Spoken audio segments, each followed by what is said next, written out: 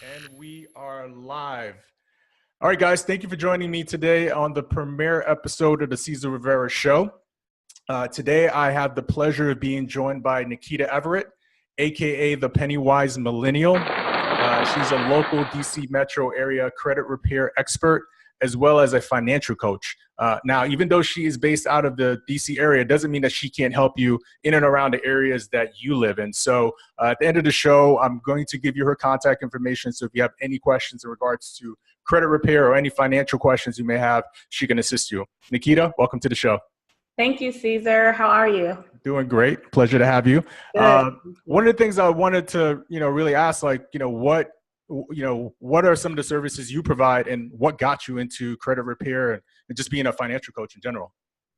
Well, it was personal. I pretty much filled the need that I needed. I bought my first house when I was 24 here in the DC metro area. And one of the things that prevented me from buying sooner was my credit.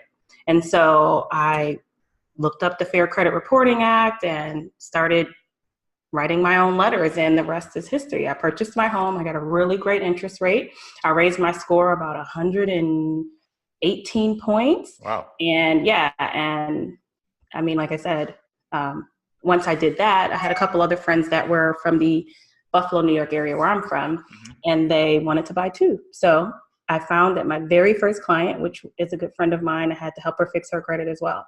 And so it just snowballed into that. And I left the real estate realm and just solely started focusing on credit repair as of 2010. So I've been doing it for a pretty long time, just credit repair and financial coaching. I find that usually, because I would see that clients would come back and it was more so the financial coach piece was missing. So usually people who have poor credit usually have poor spending habits. Not all the time, but that is the case a majority of the time. And so I started to do that as well. And so the PennyWise Millennial was born in 2015. Glad, and I know people are going to be benefiting from your services. So I understand you have a slide that you want to show us so that, I guess you could break down what makes up your overall credit or credit profile and how certain segments of each portion of that credit profile, how each of them affect each other overall. Yeah, then that's really important because a lot of times people think that it's just paying your bills on time. So let's get right into it. Sounds good. So there are 5 categories of credit. And as you can see, although payment history is large, it's not all of it. Okay. It's very important for you to know that the credit score ranges between 300 and 850. So that's 550 points. So we take that 550 and we slice it into these pieces. Okay. The payment history is 35%, which equals 192 of your points. So let's just say you're just starting out, you have absolutely no credit, and for some strange reason you start at 300, which normally never happens. You would have a 392.5, or really just a 492 if all you did was pay your bills on time. Okay. So sometimes when people come to me and their score is really low and they say, well, I pay everything on time, even without looking, I know that they're not utilizing these other categories. So of course, payment history, that's self-explanatory, paying everything on time. It's important to know that a 30-day late, you will be dinged. You lose a considerable amount of points, but 120-day late is almost as bad as a collection and or almost like a foreclosure on your account, because you can lose over 100 points once you reach that 120-day mark. Okay. So it's important to just pay attention to it. It's great to have credit monitoring. I tell my clients all the time, like it's one of those things that you should have, just like identity protection. But that way you'll get alerted if you miss a payment, because sometimes, our emails are inundated. We just miss bill payment reminders and things like that. Another great thing is to set your credit cards, those type of things, your auto payment, your mortgage, if you can, to at least pay the minimum payment when the bill's due. Because like myself, and I know we talked before, but I like to send a little extra, but if I don't have it by the bill date, I at least want to pay the minimum payment. So that's a great rule of thumb to get in the habit of doing. Gotcha. The next largest category is the credit utilization. What that is how much you're using of your credit. So here it says amount owed and it's 30%. That's another 165 points. And what that is, okay, you have $10,000 a credit limit on a credit card. Once you go over 30%, so that's $3,000, you're going to lose points because you're going over the max. It's considered maxing out a card almost. Now it's in stages as far as 30%, then 40, 50. But once you reach let's say for instance, you do max that card out to 10 grand, you lose a lot of points and you lose them in this category. So another rule of thumb is to stay below 30% if you can. It's perfect to stay under 20% because that's where the individuals with the 800 credit scores, that's usually where they reside. Gotcha. And that's your credit limit across all of your cards. Okay, I just used 10,000 as an example, one card, but let's just say you have several cards and you have about $50,000 in available credit. You want to stay below 15 grand because that's the 30%. If you want to do 20, you want to stay below 10. Gotcha. So those two things alone, if you don't catch anything else, that's almost 400 points right there, and you started at 3. So a lot of people don't know that, and it's also good when you stay under that 30% that you pay that bill in full at the end, on the bill date, not carrying a balance, because again, it's the amount owed. It's just important to know that your credit score is like your financial report card, your credit report. So your financial report card, it's allowing lenders and banks and things to see, how do you manage your credit? How do you pay your credit? How do you pay your bills? Are you at risk by having high balances of maybe not ever paying us back? Things like that. Length of credit history, they look at that. They want to see how long have you been utilizing credit and how good you are at managing it. So your credit report is very important because that's what lenders look at. So your length of credit history is the next largest portion of this pie. It's 15%, which is about 82 points. And that is one thing that we can't fix. If, for instance, you were to close something, you just close the account. There's no way of re-aging that. And you want to make sure you have at least a 10-year credit history. Once you get there, on average, average of everything together, once you get there, you get all of the 82 points in that category. So again, if you close something, and usually we're closing the cards from a long time ago because they usually have the worst terms or whatever, and that hurts because you're re-aging your credit, and you don't want to do that. You want to keep a long length of credit history. I have a question about that too. I mean, I think a lot of people, when they think of credit history, because I've been in situations like this, or I've heard other people say like, well, I've had a credit card for, it's like 5, 6, maybe 10 years or whatever it is, but they just don't use it. So they decide, you know what, I'm not using this card anymore. So just so that I don't forget about it, or, I make a purchase on it and I don't use it and I forget, I decide, just to close it. So it's not, something that I don't have to worry about. But, I guess that's a situation where it could really affect them, even though they don't use the card. Just keeping it in general is going to be beneficial to them. Well, I have a question about that as well too. Sure. What do you say to people who may actually have a credit card that might be 10 years old and they don't use it? Because I've been in a situation before where I have had one specific card, and I had it for like 10 years, and I probably didn't make one purchase on it for like 6 years. And then all of a sudden I noticed I had a closed account and I don't remember closing it. I called the bank up, or the credit card company, and they told me, yeah, you weren't using it, so we decided to close it. They came up with an excuse. Well, it's going to be, for your own protection. So, nothing fraudulent happens. We closed it due to inactivity or what have you. So I don't know if you've come across that in general, but that, luckily for me, I did have plenty of credit cards that the age portion of my credit profile overall, it didn't really hurt me that bad. But for others, if they have 2 or 3 cards, that might be huge. Would you say that's correct? That is correct. And unfortunately, the banks do that because credit is, again, think of it as a report card. Think of, if you don't hand in your homework, you're not going to get a grade. So not using your credit can hurt you in that instance because they'll close it. Or what they'll do is they'll lower your limit. And so now your 30% that you have available to you each month has now been lowered. So credit is not one of those things that you can set it and forget it. I mean, unfortunately, we just don't live in those times anymore. And, you have to stay on top of it just like you do your online banking. think of it as something that you're going to look at every week, at least monthly, if that's the case. But I advise my clients when they're building their credit to use their cards every month. Now, they don't have to charge a lot. I mean, you just throw your Netflix subscription on there, your iTunes, so that way all of your app purchases go somewhere. Throw, those things that we do set and forget. Because it's great to have it on the credit card anyway, because if anything happens, you're more likely to get your money back. The disputes there are a lot better than if you were to use a bank check card. Gotcha. So yeah, I mean, use it. You think of your credit cards as a bank. It's a bank product. It's something you should go out and shop for. So yes, those older cards that we don't really like and we don't really use, of course, you really just kind of stuck with them. But because it's a product, you can shop and you can call that bank, you can call that credit card company, and you can let them know, hey, my score is a 750, and I want to know, do you have any better terms for this card? I'm paying an annual fee, or my interest rate is such and such. What can you do for me? They'll even let you know, hey, do you shop at Starbucks? Do you travel? We have perks if you use your card there.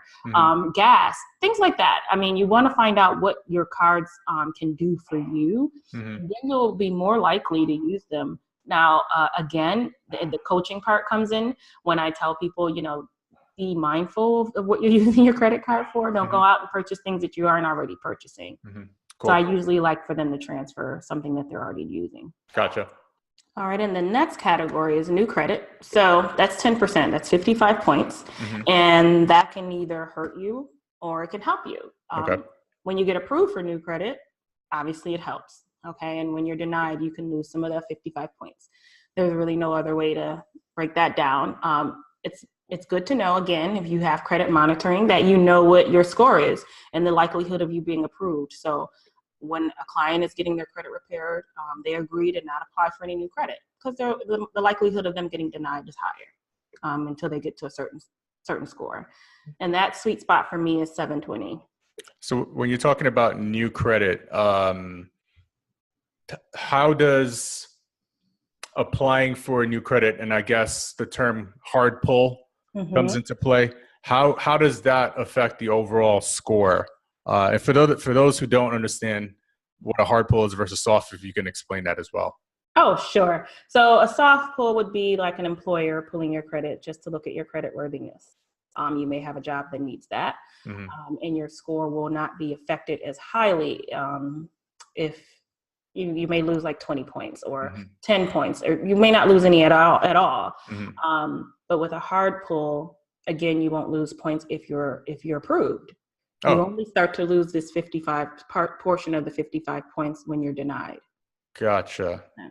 So if you go out and you look for a car and they run your credit 16 times, you're going to lose all 55 of those points. Gotcha. Well, you actually made another interesting point when you said an employer pulls your credit. So actually, I had a situation in the past when I was looking to get a job as doing pharmaceutical sales. This is a long time ago. And one of the things that I was told that they wanted to do was pull your credit. Yeah. And I was like, really? Why would you need to pull credit as an employer? And it just made me, realize right then and there the importance of also having good credit. Not only, of course, at that time I wasn't looking to purchase a house. I was just wanting to get a good job, and then also, get other credit cards so I could buy items that I wanted, to have and stuff like that.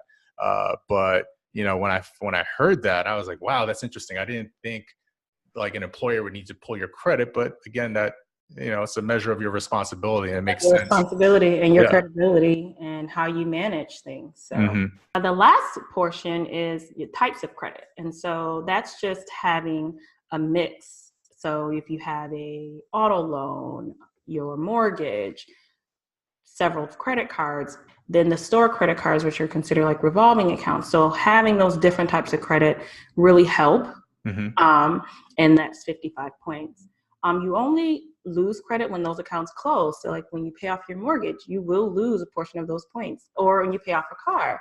I had a client ask me, do you want me to go get another car? I'm like, no. You'll be fine. The score actually, it only does that for maybe a year or so, and then it kind of recoups somehow. it's an algorithm. So it's a mix of these 5 things. So it's just important to kind of know what those things are so that you can manage it. Gotcha. But you only talk about, I mean, yes, it's not like 10% is nothing, but Right. a mortgage payment or that's, you know, that's a debt that's being monitored typically over a 30-year period. Most of the days, not, I heard, you know, somewhere the average, and this is nationally, you know, people own a home or move every 5 years. So, you know, chances are they're, you know, closing out that account. It's never. Yeah. So it's, you know, that's never going to, so that's why I guess the 10% is really not that big of a deal. And it's not. I mean, my dad, he's very, very financially responsible. He paid his house off in 15 years. He still has an 830 credit score. Gotcha. Gotcha. Now, also talking, you know, there's a lot of people, maybe, you know, younger people out there looking to get like an 800 credit score. But from my understanding, it's almost impossible if like you're 21, 22. Not at all. No? No. And we talk about that too, because that's when you can be added as an authorized user on your credit card. Gotcha. So I can adopt my dad's good credit if he were to allow me. I'm not far from him. I'm like at an 802. But if I were 21, or say, for instance, my son could be added as an authorized user, even on my cards, and he'd adopt my good credit. But what I've been doing while he's been in college is I gave him his own secure credit card to see what he did himself, what he could do on his own. But as a 21-year-old, that would be the first thing, is to go and get a secure credit card, put an amount on it. He only had 500. I let him use 150 a month. We pay it off in full. He's been very responsible for the past 3 years. He has a 735.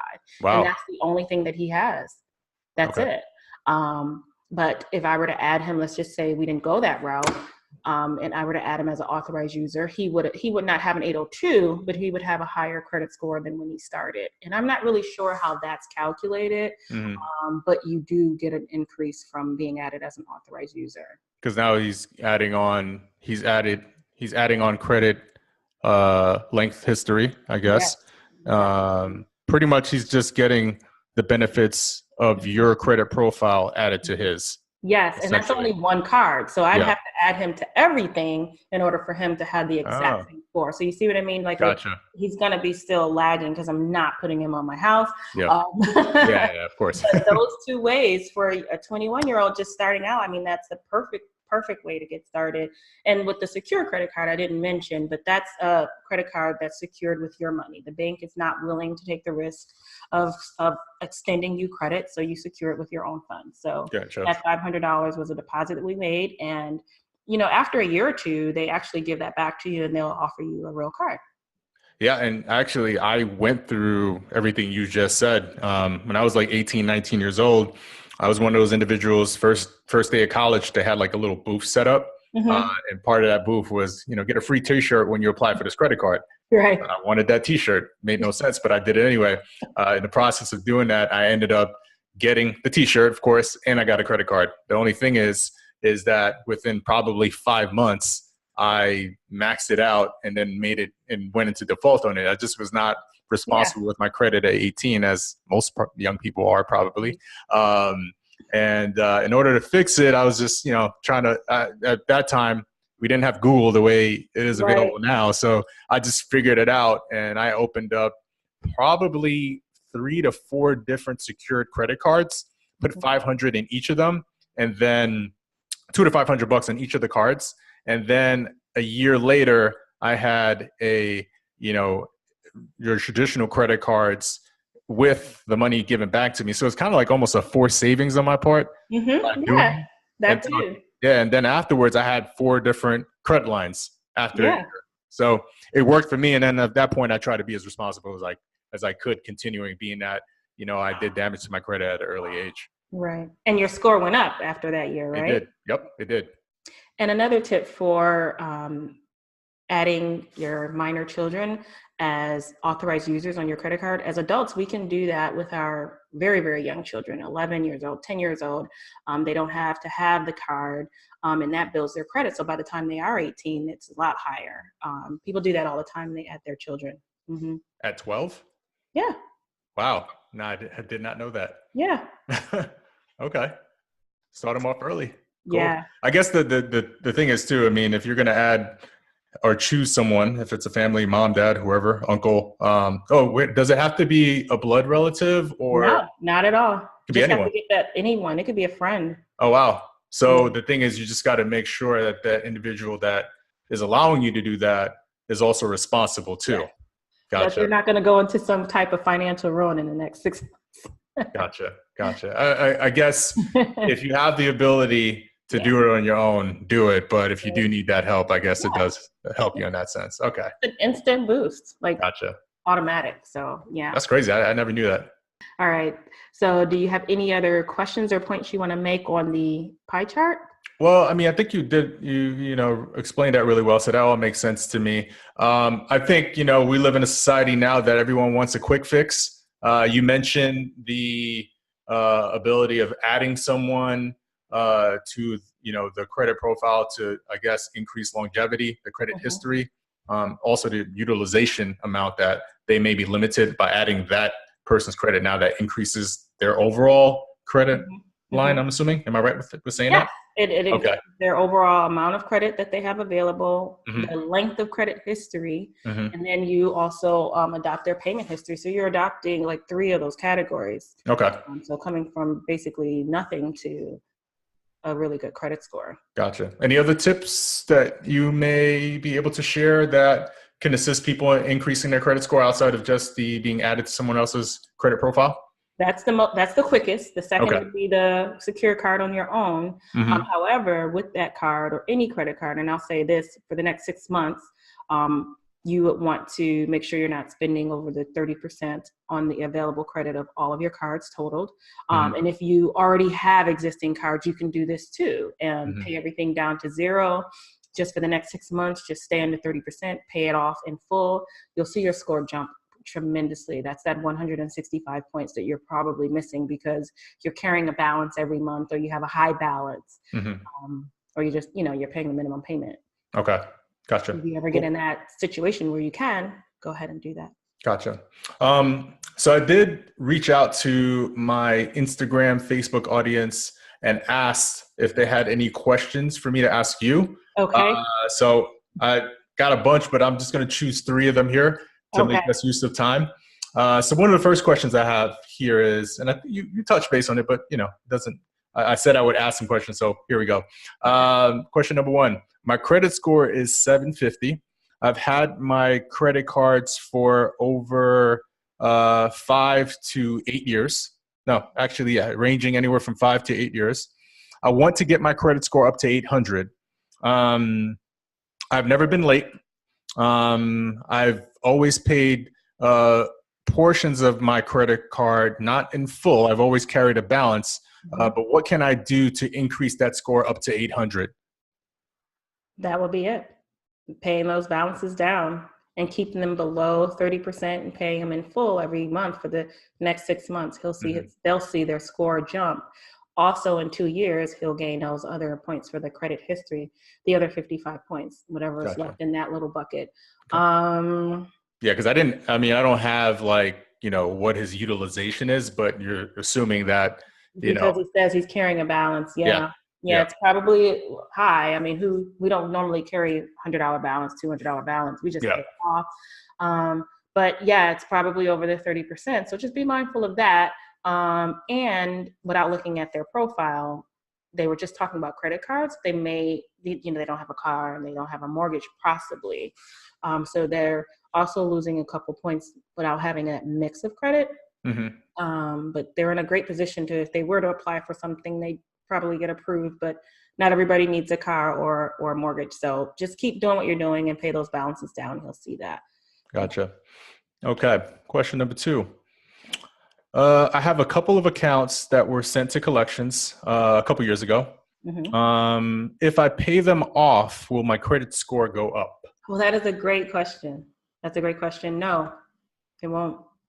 Once a collection is there, you've already lost, like that's that 120-day late that I was telling you about. You've lost all those points. The only way that you're going to raise your score by paying that is if you call that company, the creditor, and ask them, if you pay the balance in full, will they delete it? And that's something called a pay for delete letter. You can also Google that or reach out to me if you need a copy.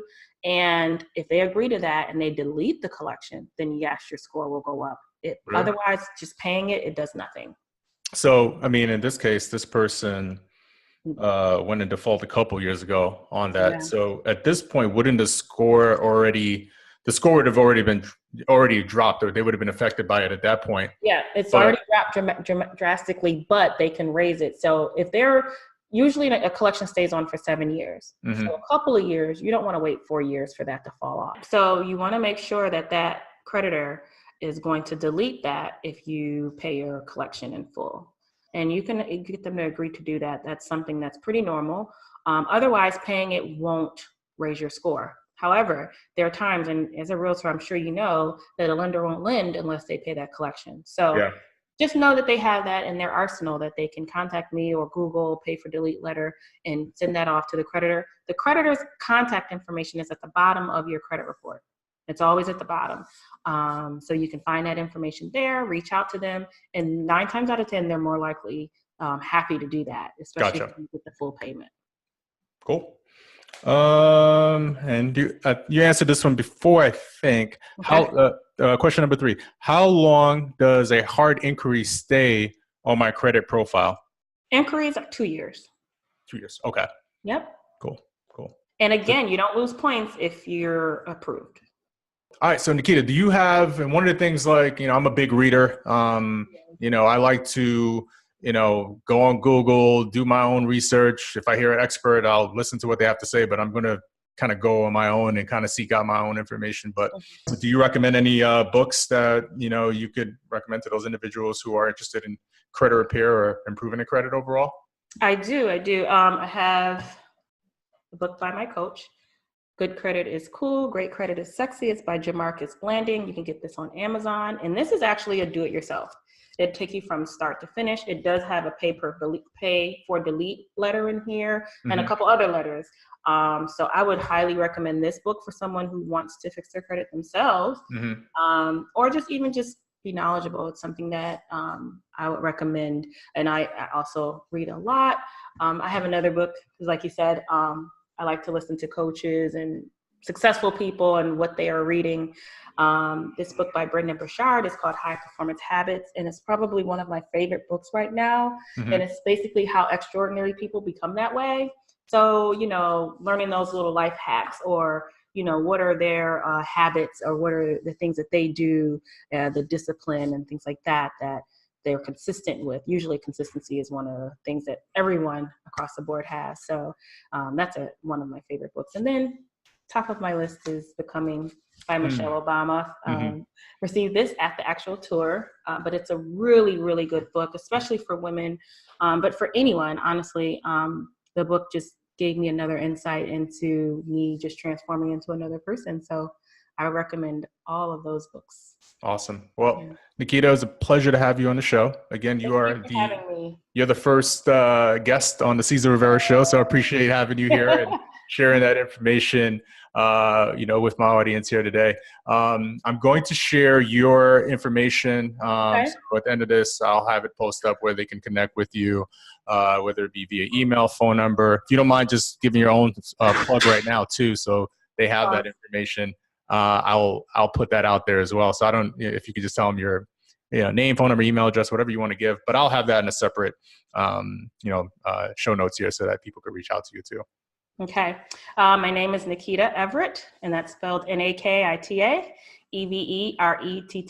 I am on Instagram, Facebook as PennyWise Millennial, and my number is 202-607-1199, and my website, the PennyWise Millennial.